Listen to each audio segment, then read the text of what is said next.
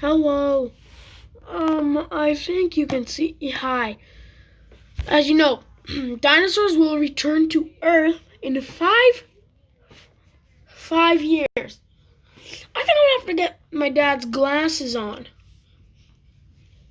I mean, we might have to get Bill's channel to debunk this. Okay, I've watched like halfway through. Not gonna spoil it. Just gonna pretend rewatching it.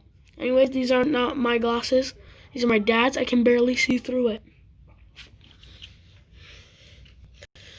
We're just gonna check. Actually, no, these are like $400 glasses.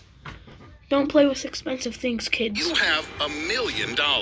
Then you may be able to invest in a very unique pet, a real dinosaur. This is about how much paleontologist Jack Horner estimates it will cost to bring long extinct reptiles back to life. Just imagine how, in 5 years, the characters of the legendary Jurassic Park will walk around modern megalopolises alongside of their owners. But guess what? The implementation of this incredible idea... Sir, you say owners. Listen, you heard this in Jurassic World. These things got millions of years of instinct in them. Millions. Dinosaurs were flesh-ripping, eating bloodhounds. These things, they won't be friends. They kill you. You know, I'm gonna do it. Actually, no, it's already been. Yeah, I'm not gonna change, but these creatures have millions of years in instinct. No, you can't, like...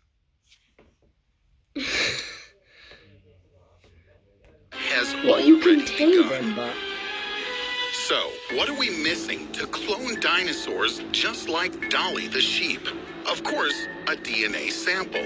Back in the 1980s, a certain John Tkach from the American city of Bozeman, Montana, founded a secret science project called the Extinct DNA Research Group. Project members believe that somewhere in amber, the body of an ancient insect, preferably a mosquito, was preserved, which, right before its death, bit a reptile.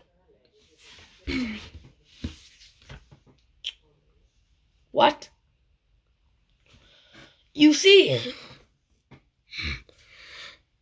like, I've heard on, like, geographic shows and stuff, they say DNA only lasts for, like, 15,000 years. So, yeah, they said we can't bring back dinosaurs.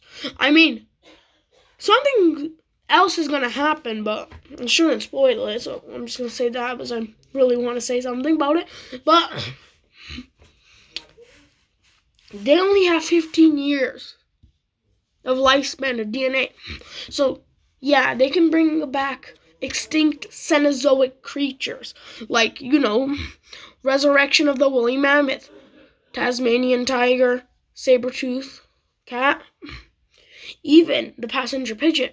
Like, we can't, like, it doesn't mean we should bring back extinct animals, but we should bring back the things, extinct animals that we made holes of in the earth. Like, sorry, I'm just gonna straight out my shirt. It's a bit embarrassing. So, like passenger pigeon, oak trees need them to reproduce. So yeah, let's continue on.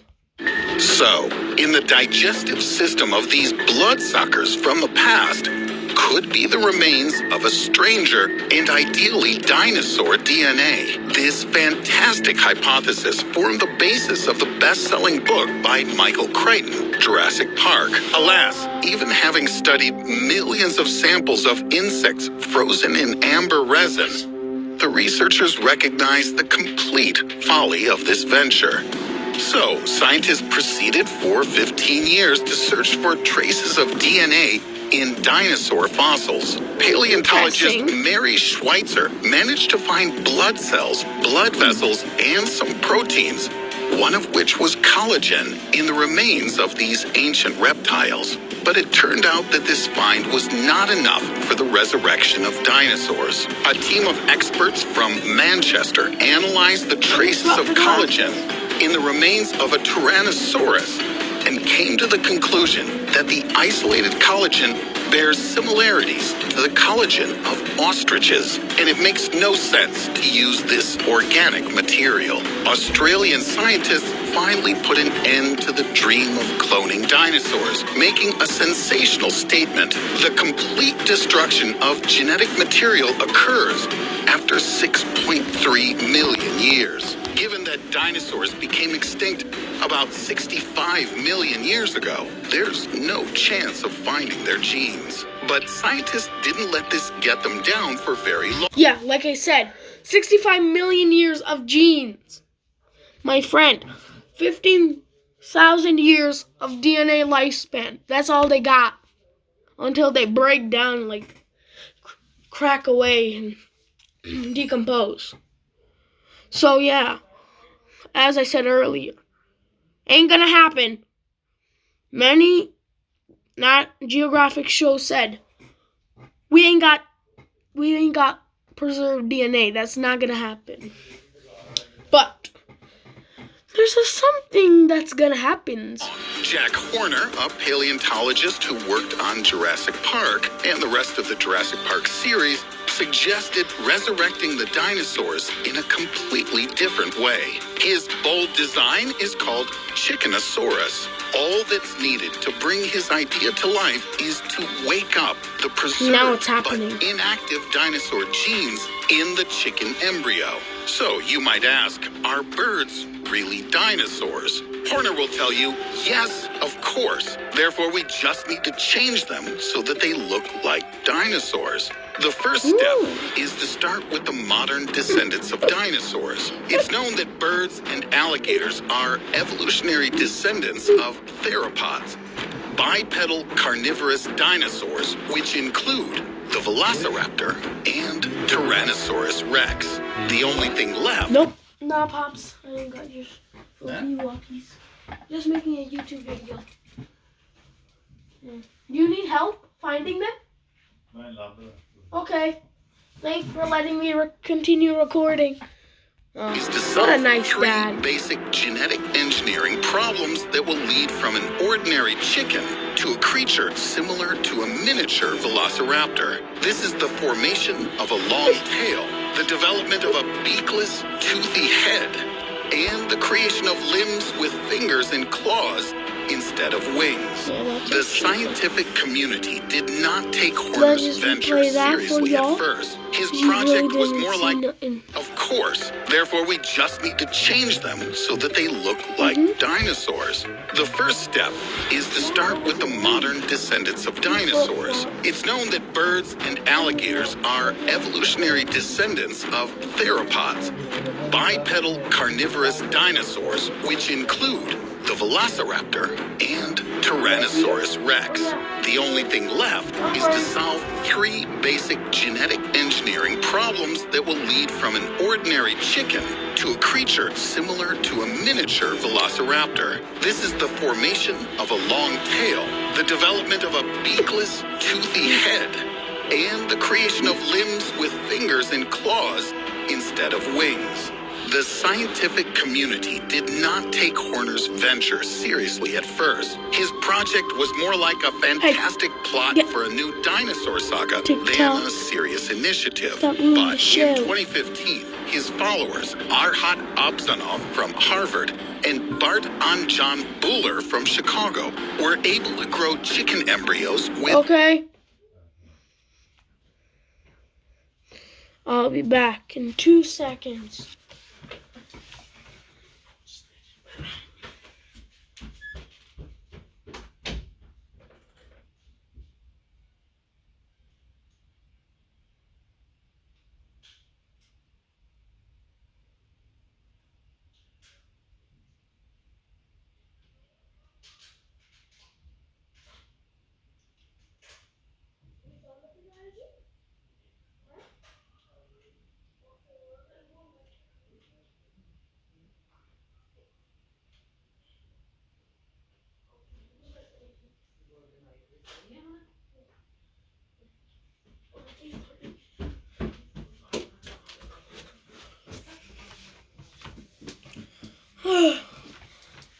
Hopefully.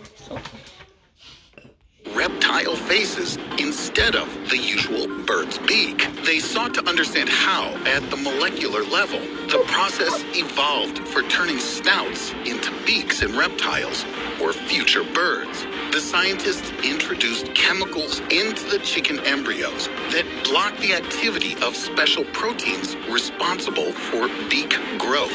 As a result, a broad, rounded snout without a beak formed in the embryos. At this stage, the experiment was concluded since the point of the research was not to create any mutants.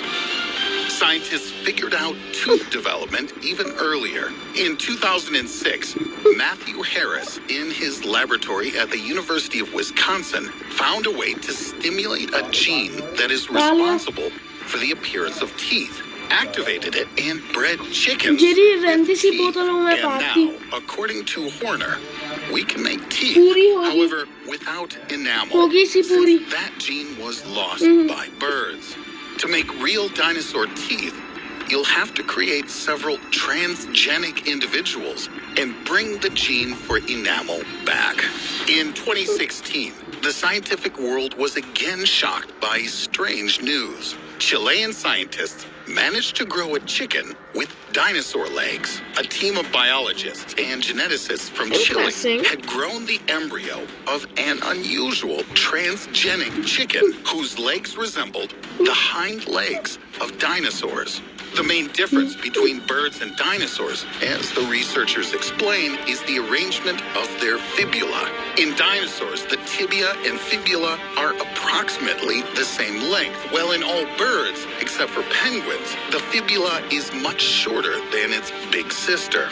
The team of João Botelho of the University of Chile tried to turn back the clock and return the bones of bird legs to their original state, turning off a special gene that suppresses the development of the fibula. This discovery became the next piece of the genetic puzzle for the resurrection of dinosaurs and the transformation of the chicken into Chickenosaurus. Are you kidding me? Ads? Maybe I can just skip it.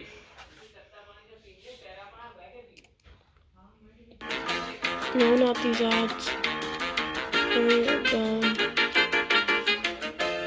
So, the scientists managed to solve two of the main challenges to recreate the dinosaur, but the issue of the formation of the tail has not yet been solved. In modern birds, the tailbone, called the pygostyle, with short fused vertebrae and muscles attached to it, is hidden under the feathers. It serves as a support for the steering feathers. But the most interesting detail is that at the early stage of development of the chicken embryo, the embryo still has a tail.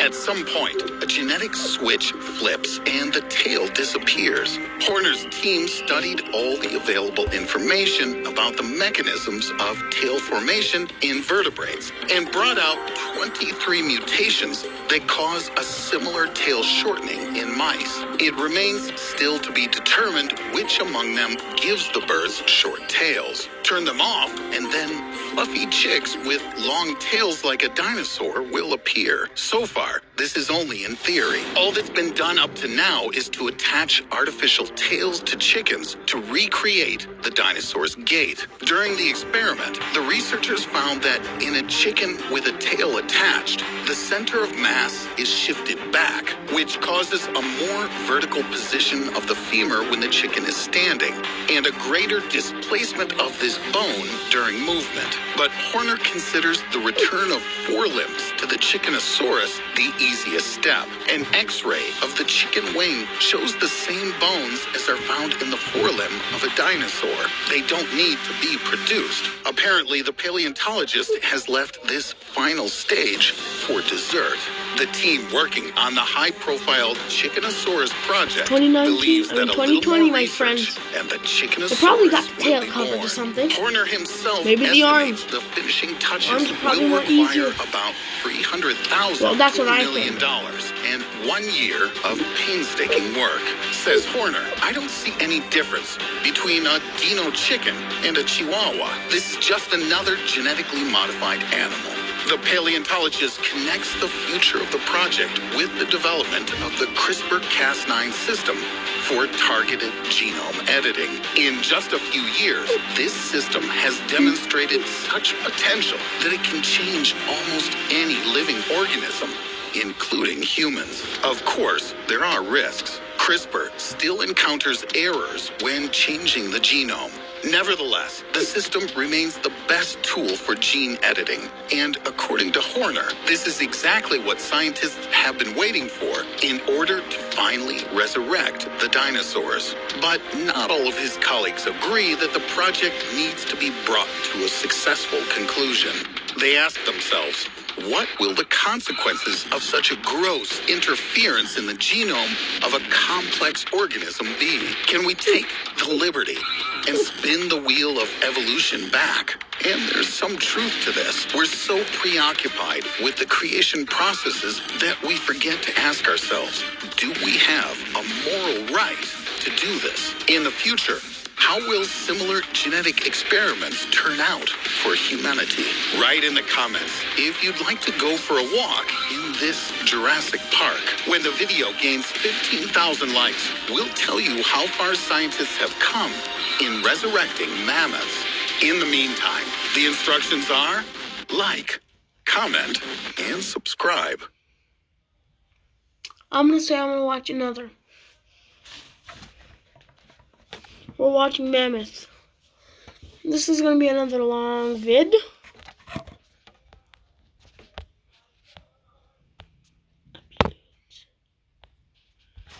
Videos. Oh,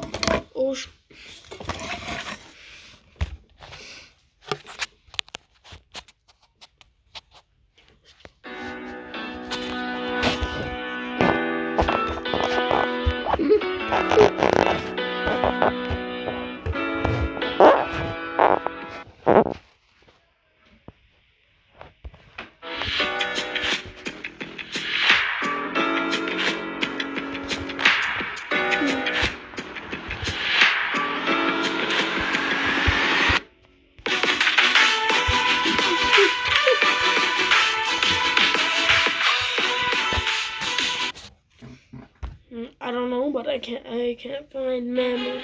Back in 1984, the famous American science fiction writer Isaac Asimov made a forecast about what the year 2019 would be like. He was sure that there would be computers and robots in every household, that humanity would build inhabited dwellings on the moon, and create a power plant in space to collect solar energy. The year 2019 is already drawing to a close. But as the years passed, technologies were created that Asimov couldn't even have imagined. So, what technological inventions will we remember from 2019? American science fiction turned out to be correct, that there would be a computer in almost every home. But in 2019, the first commercial computer of its advanced kind was launched, one based on technologies that existed in the 1980s only in theory. I'm talking about quantum computers. The first examples began to appear back in 2001. However, their capabilities were quite limited, and they were used only within the laboratory where they were directly developed. But in early 2019, IBM released a full-fledged quantum computer for widespread use. By the end of 2019, Google had created a powerful 53-qubit quantum processor, the first of its kind, and exceeding the power of a conventional computer.